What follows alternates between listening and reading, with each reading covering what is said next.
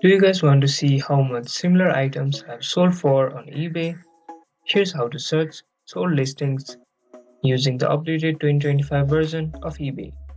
Let's dive right into the video. First, head over to ebay.com.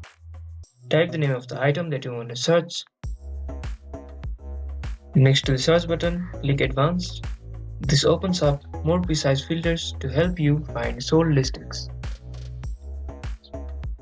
Scroll down and check the box for sold listings. This tells eBay to only show the items that have already been purchased. Use the left-handed filters to narrow down by condition, format or region to get a more accurate pricing picture. Click on Search. Here we have the refined search of the item that we just searched.